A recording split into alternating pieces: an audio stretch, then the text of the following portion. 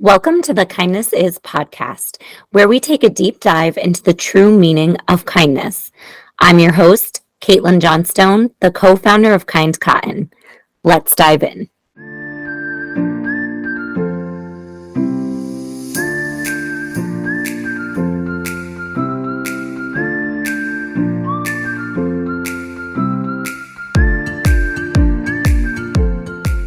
Hey y'all, welcome to another episode of the Kindness Is podcast. This week, you are in for a treat. My guest Christina and I are going to do a deep dive into what it means to show up as your authentic self, love this beautiful, amazing body that you are in, and also honor and respect the differences and features of everyone else. She is so insightful, and I am just beyond grateful to have even had this conversation with her. She has written a children's book, Embrace Your Features, in which she has done such a beautiful job of teaching children the importance of celebrating our differences. And I wish that I had that as a child. I remember when I was probably about 7 years old, I had my hair cut really, really short in a pixie cut. And I loved it until I went to school. And the moment that stood out to me was a substitute teacher calling me a boy, the entire class laughing over this, and no one really being there to say, hey, I think you're beautiful exactly as you are. And these are things that stick with us. I fortunately have developed a very strong sense of self, and I love my features and love who I am, and I'm very comfortable in my skin. But I would have loved to have had that as a child too. So you, as I mentioned, are in for a treat. Please take the time to listen to this. Grab this incredible book, especially if you are a teacher or a parent or a caregiver, because we need to take a moment to truly embrace everything about ourselves. Christina Testut has been an educator in New York for over 20 years. She is the co-director of their SEL program as well as their equity program within her school. And most recently, she has become a published children's book author all about loving yourself, embracing your features, and really recognizing the beauty in others and embracing their features as well. So without further ado, I welcome Christina. Thank you so much for being here. Hi, thank you so much for having me. I'm so incredibly honored. I just love you and Kind Cotton so much. So this is such an honor for me. Yeah, it's an honor for me too. So I know I gave a little bit of a quick background info about who you are and what you do, but is there anything else that you would like to add?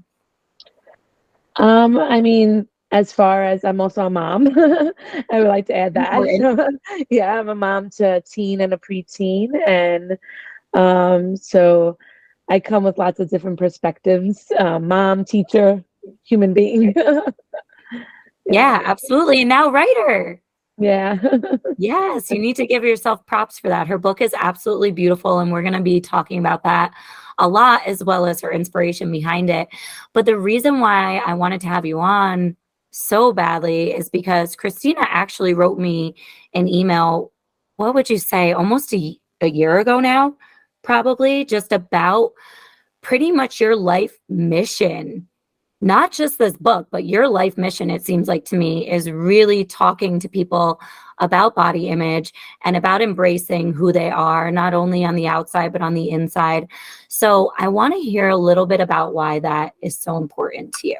Sure. So I've always struggled with body image. I can remember as early as elementary school not really feeling like I quite fit in, not feeling like I was enough. And I struggled with accepting my uh, I developed early, I hit puberty early, and it seemed like my body was always being watched. And I remember the boy's name who, made fun of me and called me Mount Sinai, and that was my nickname. Mhm. I remember the teacher during health class who asked all of us to grab the fat as we sat, and how much fat we had in our hands as we grabbed our stomachs was how overweight we were and how much weight we needed to lose. And I remember being like 10 and watching the people to the left or right of me, and they having not much, fat to grab, but I did. And I remember all that so clearly. And so I always tried to hide myself. And as I got older, I realized the message I was getting loud and clear from the world was that my body wasn't good enough and I needed to change in some way. And so 7 years ago, I decided I was going to change my body and losing weight. And I joined this Weight Watcher, group, and I with my mom, and I was really good at losing weight really quick. And Mm. I got noticed right away from Weight Watchers, and I was put in a commercial, and I was put in member materials, and I was constantly praised and called an inspiration for losing weight. And Mm. I made it like my Instagram page that you follow now was Mhm. a weight loss Instagram page. And Wow. yeah, not obviously not anymore, but it was a weight loss Instagram page, and my identity became Christina WW girl, Christina Weight Watcher girl. That was what my handle was. And Mm.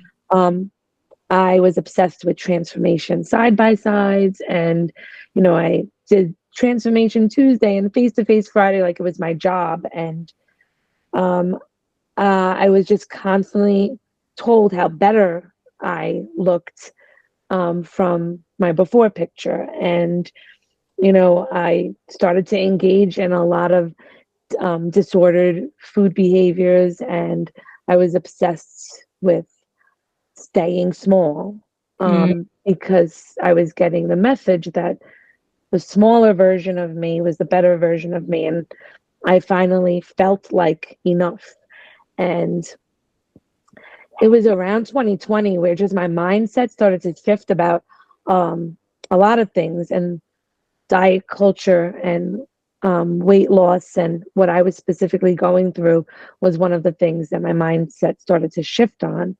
And I, decided what like I was going to try to change how everybody else viewed themselves, but my embrace your features hashtag wasn't really making the impact I wanted to because of the audience that I Mhm. was a weight loss account, and um so I didn't stop. I just kept on like trying to push this hashtag. And we were in the height of emotion of virtual learning and Google Meets and Zoom meetings because of 2020. And I couldn't help but noticing every time somebody like went on the screen to um to for a meeting would apologize for how they looked. Mm. And I was really thinking, like, how are our children, Mm. um what are they thinking if I'm getting a little bit upset about it? And I started to like really think about, what do we mean when we say embrace our flaws? What does this word flaws really mean? And it got me digging deep about those things. And so the book actually came out of like an Instagram posts of me trying to, like heal and recover from um, disordered eating and ultimately an eating disorder. Was trying to like have the world understand that our bodies and parts of our bodies that are actually normal are not flaws, but Mhm. features that make us who we are. That is so beautiful. And I have a couple of things because there is so much in Yeah, I that know. I just story. kept on going on and No, on. I love it. I love it. I said before to Christina before we were recording that I'm gonna love this interview simply because she has a New York accent and she sounds like home to me.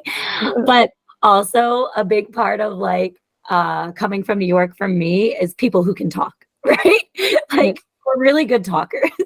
So I loved hearing your story, and thank you for being so vulnerable and sharing that, because particularly being the mom of a girl who is going to grow up in a time where she never knew anything different than social media. Like, I feel like our generation was kind of the last that had a whole lifetime of not having to look on social media.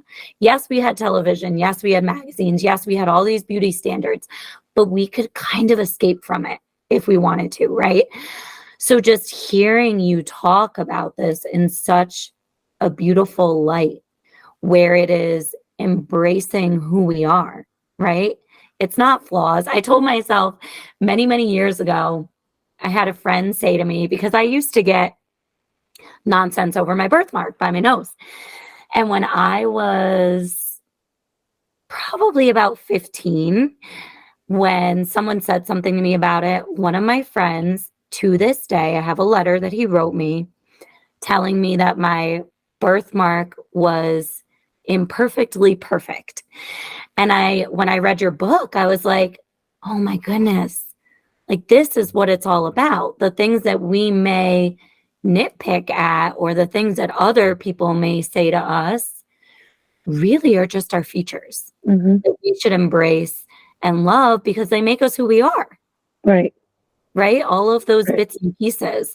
Now, I'm curious, what was the point? I mean, you mentioned 2020 a little bit, but Yeah. was there an actual moment where you were like, this is not healthy, this is not me, I want to embrace who I am? Like, what Yeah. was that moment for you to make that shift? Well, when they say diets don't work eventually, I now know that that's really true because I Mhm. was on this diet program for 5, 6 straight years of my life, weighing food, counting points. I was like doing anything possible to not gain weight back. And all the attention I was getting for staying small, I had this fear of what would people would think if I couldn't maintain this weight loss, because now you're all telling me how great I am.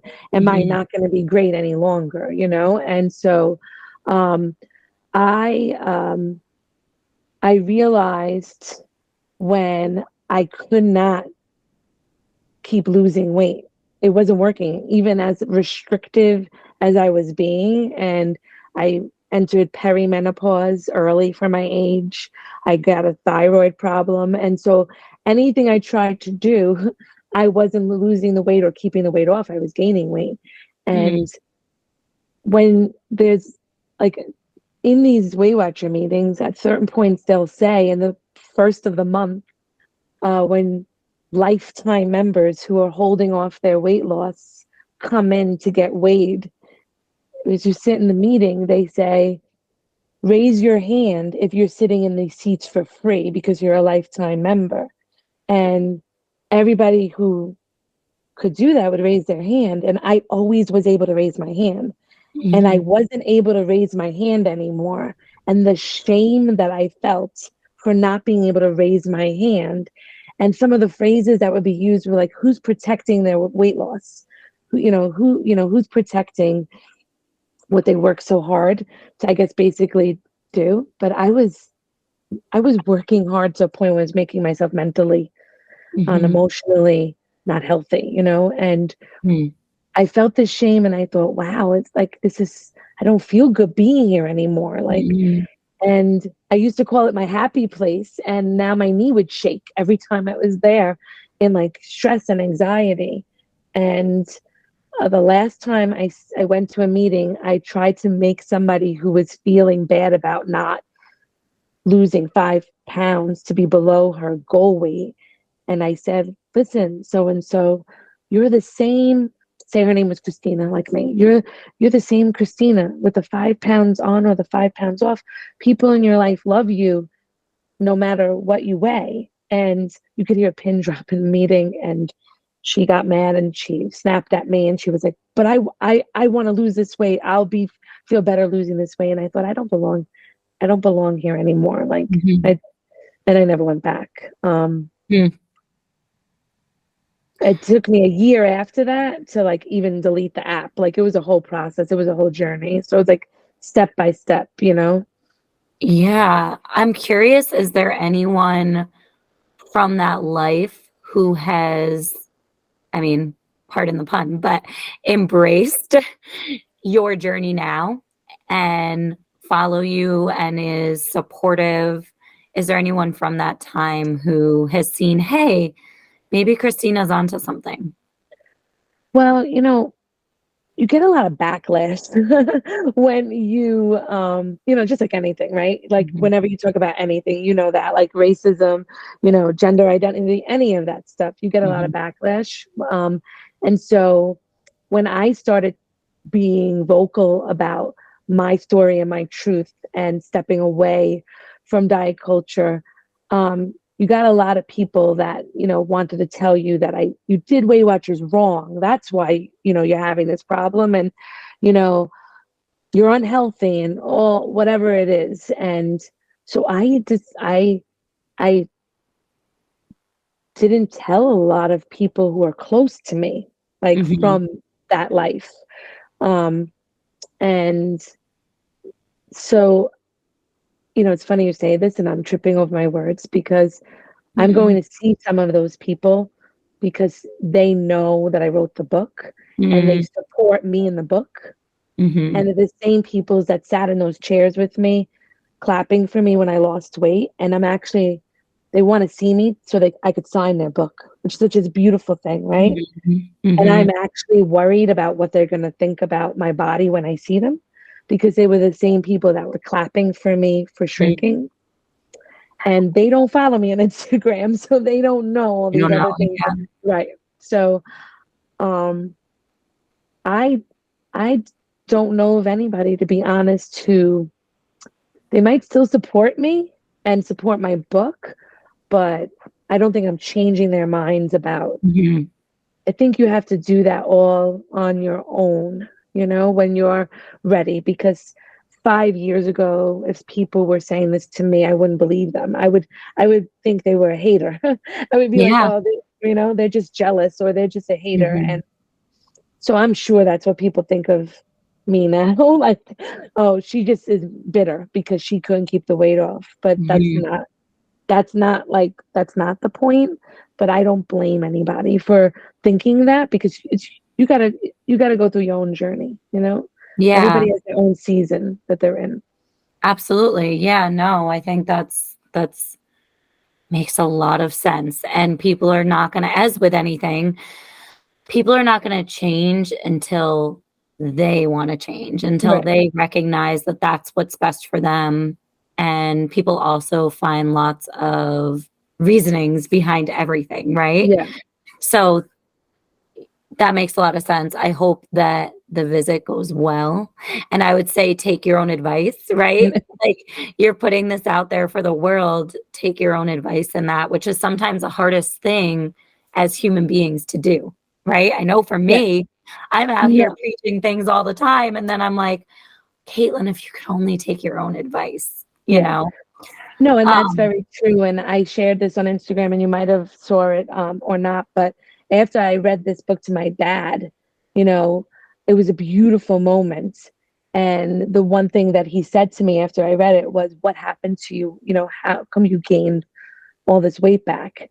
And I thought, wow, like I just read this book, and some people are going to listen and hear the message, and some people are just not going to hear it. And you know, mhm. I I don't blame, my dad. I don't think he did it in a mean way. Like he's from a different generation.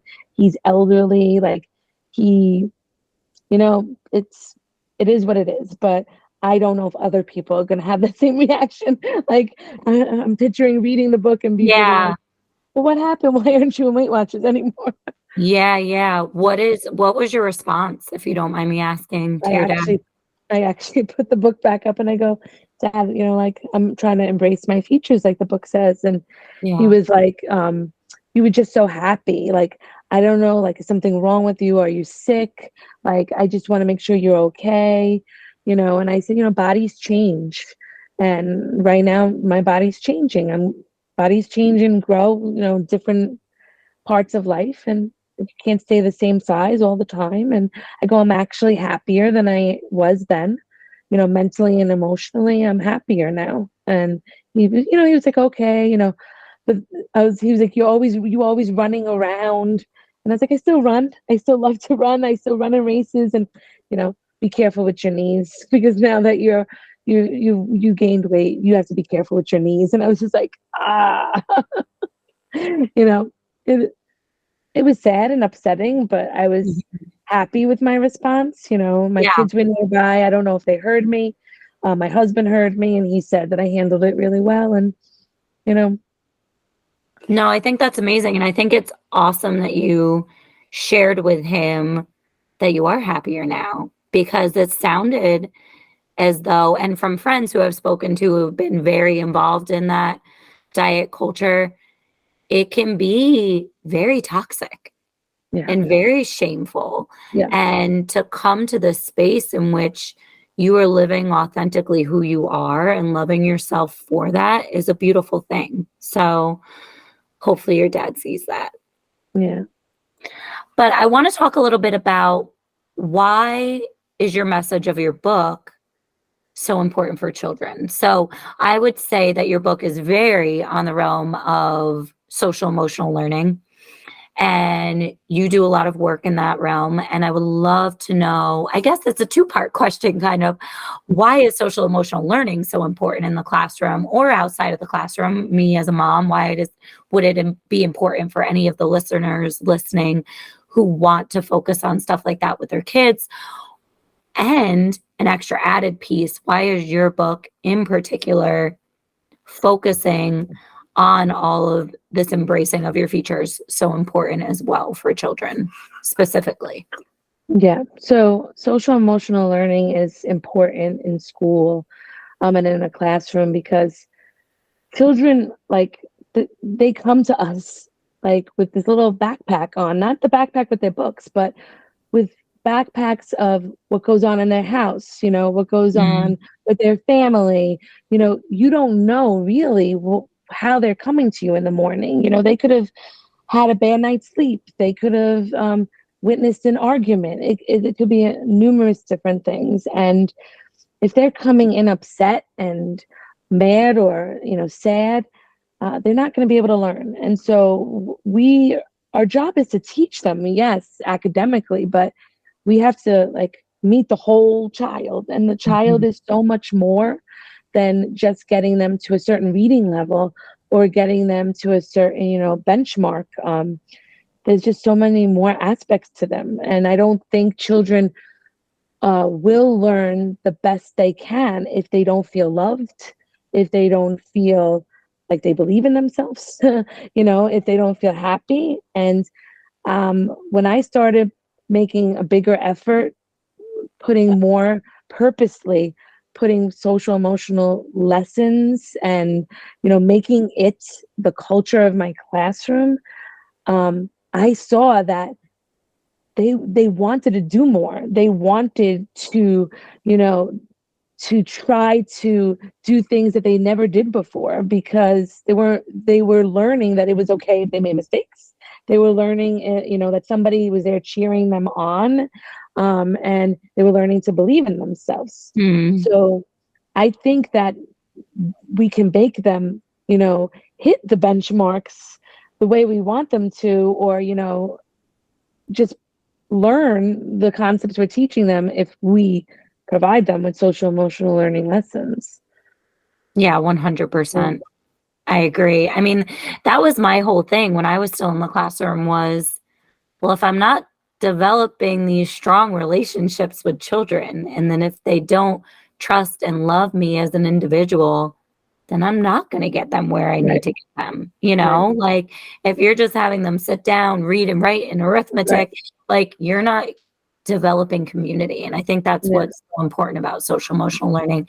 yes. So what about your book in particular? Because I could go on and on about why I think it is so important for children, all children, to have this book. I mean, even adults to have this book. I know I mentioned to you, I hopped on Instagram right before we got on this podcast, and I was like, I realized today I almost did exactly what you were saying before, that, oh, excuse me for looking like a hot mess thing. And I have done that in the past. But you know what? No, I am showing up as a mother today. I am showing up as a business owner. I am showing up as someone who has been working in advocacy spaces and has not been sleeping much lately. And I'm going to show up without my hair washed and my makeup done. And I'm going to have this conversation about what I love about myself, because that's practicing kindness to me. Yes. So I think that even adults would benefit from your book, but I Yeah. want to hear your perspective as to why you think this message is so empowering.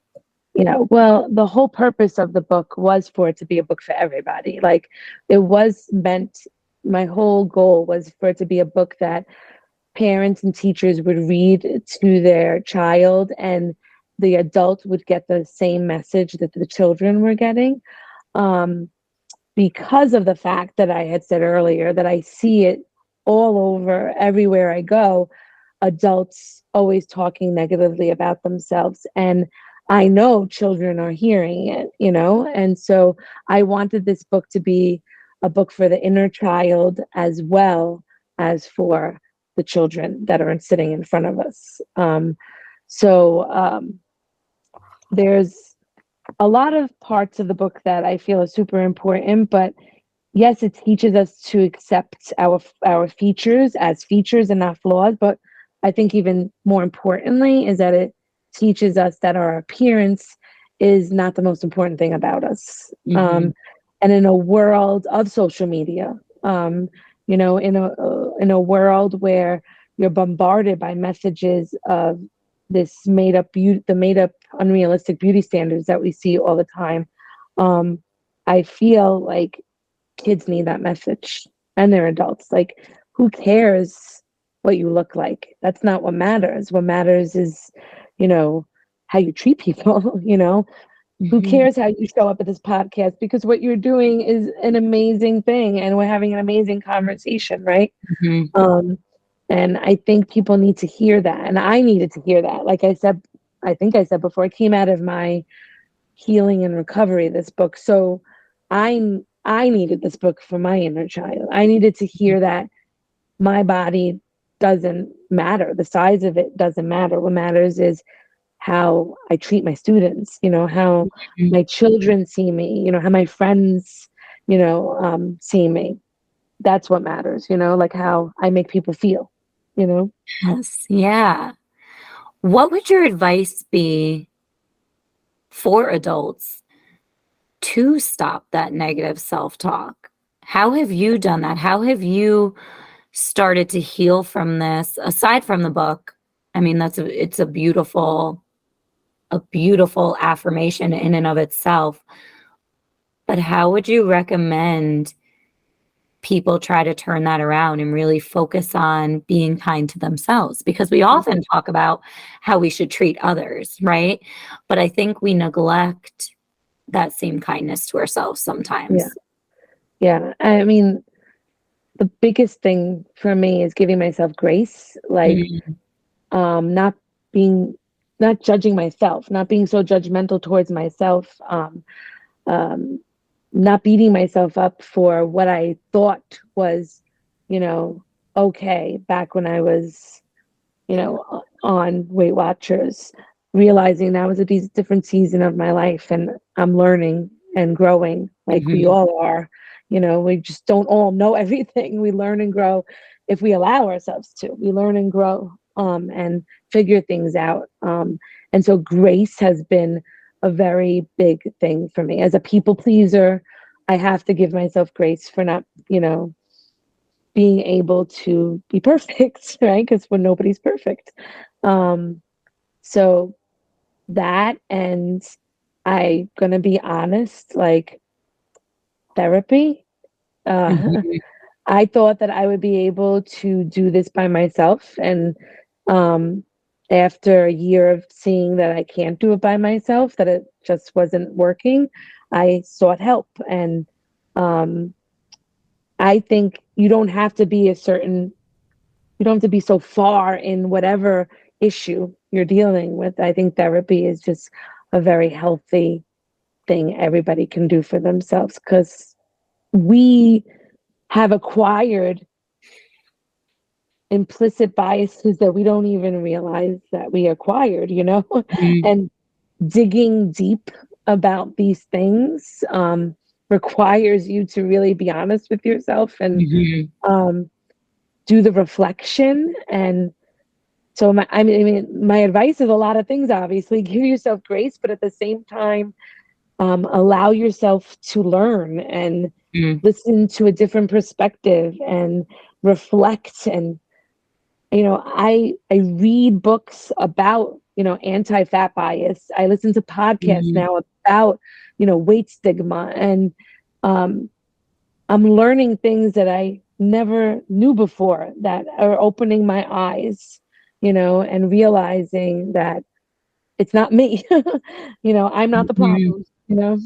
No, and perfection is so embedded in our society, particularly as women, Yeah, and it is a beautiful, beautiful thing to allow yourself to break free of that. yeah, And that is something that I've been working on the past couple of years too, so I can with a great therapist too. So yeah, yes, therapy is cool, everyone who's listening. yes. Uh, and it's life-changing. It Yeah, really is. I it think is. I think it's something that we could probably sit here and do a whole nother podcast on, Yeah, right? yeah, Just yeah, breaking that cycle of perfection and allowing yeah, yourself to not be the quote unquote best mom, best teacher, yeah, best wife, yeah, best social media person, all the yeah. things. There's one part of your book that I want to read because it touches upon what you just talked about a little bit too. And I think it's amazing all throughout the book. Everyone, I'm going to be doing a feature on this book as well. So you will hear me read the entire thing. And I'm going to do lots of posts about it and an email and everything. But I just want to touch upon this part because the entire book does such a great job of really loving everyone for their individual selves and their features. But this part just resonated so deeply with me, and it's my favorite page. Your beauty is not always found in your looks, it can be found in the way you treat others. Your best features are the things that come from the inside. Kindness, empathy, compassion are what make you glow. So you know that I love that. Of course. Um, but I think it's amazing that this is a book that really is about your physical features in many, many ways, but you found a way to bring in, hey, you should love and accept those things and embrace those things and be proud and loving of who you are. But you have that piece in there that the thing that matters most, and you already mentioned that, is how you treat your students or how I take time to simply be present with my daughter or the things that I choose to fight for, or the things that anyone chooses to fight for in their lives is what, at the end of the day, we're all going to be old and wrinkly one day, right? Yeah. So that page really stood out to me. And I'm curious if you have a favorite part of your book. Yeah, I really liked the part at the end where it says, embracing your features can change the world. It teaches others that it's okay to be themselves too, just like you. You are enough, you are worthy exactly as you are. And that girl Mhm. that was standing at the podium and her podium says, be the change. Mhm. Um, I really like that part because that's my whole point of the book is like if we start embracing ourselves and showing people that it's okay to show up exactly the way we are like you did today and not apologize, and if I show people that it's okay that I gained weight, there's nothing wrong with that, and be proud of who I am, then I'm giving my children permission to accept. You know what I'm saying? I'm giving other people watching me like the idea, like wow, like I'm okay too. Like I can Mhm. accept myself also. Because I think when we, and a child actually said this to me today when I read that, I got the best opportunity today to go into classrooms in my school and read the book. And a child said, sometimes bullies who have a feature that they don't like or is different, they're bullying other people, and they have a feature too that's maybe different. And we have this whole conversation about like sometimes, we get bullied ourselves for our feature, and it makes us feel so sad and angry, and we bully other people because we don't know what to do with all that emotion. And that's what that page is all about. Like, if we Mhm. just could accept ourselves and not want to hide and change for everybody else, then maybe there will be a ripple effect, and Mhm. everybody else can accept themselves too. Yeah, for sure. I mean, that's the ultimate goal, right? I mean, as an educator, modeling is the most effective way of getting Right, someone to learn. right, So, if I'm sitting in the mirror with my daughter every day and we do affirmations and she says, I am smart, I am beautiful, I'm kind, I'm brave, I'm in charge of my body, I can say no, all of these things. But then I'm turning around and walking past the mirror and going, oh, I don't like the way these pants look or something. mhm, That's the more powerful impact, right, right? So right, she needs to see me. I make sure that I'm also saying these things alongside her, because that's how we're going to, like you say, that's how we're going to make real change. That's how we're going to be right, the change, is saying right, these things to ourselves right. too. So Yeah. I really appreciate that. What I'm going to ask everyone who comes on is to tell me their true definition of kindness. There is no right or wrong answer to this. This is the reason why I started this podcast. I want to hear from people who have beautiful definitions of what kindness is. So I would love to hear yours. I mean, mine has lots of parts to it. I mean, I love every word on your shirt that has all the words for kindness. Like, I believe in all that and agree that kindness is all those things, especially inclusion. Mhm.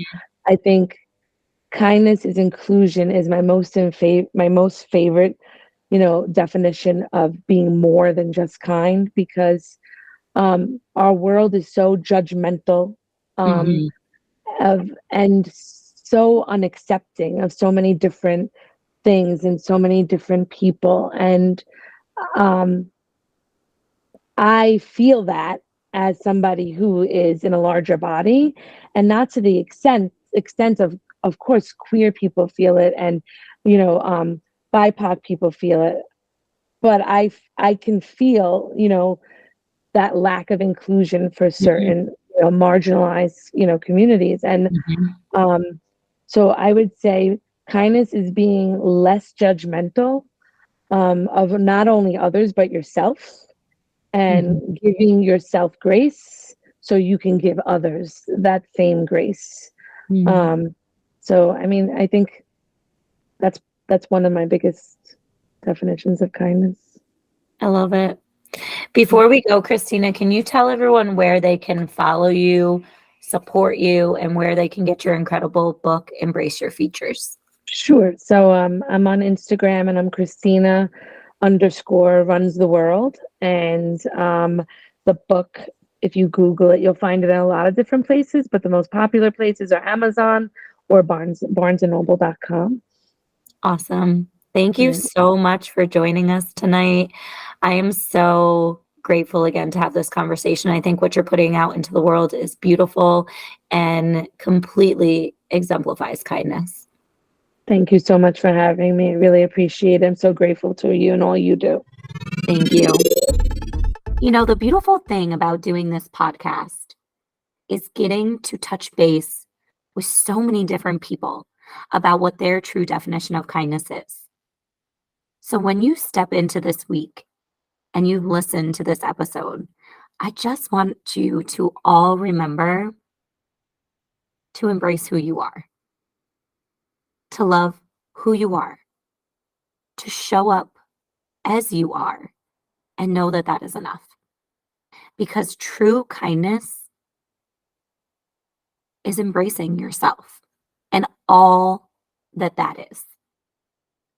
Thank you all so much for listening to this episode of the Kindness Is podcast. If you love it and it's adding even a little bit of value to your life, we would love, love, love if you could subscribe, rate, and review so we can reach even more people and make this world a little bit more kind.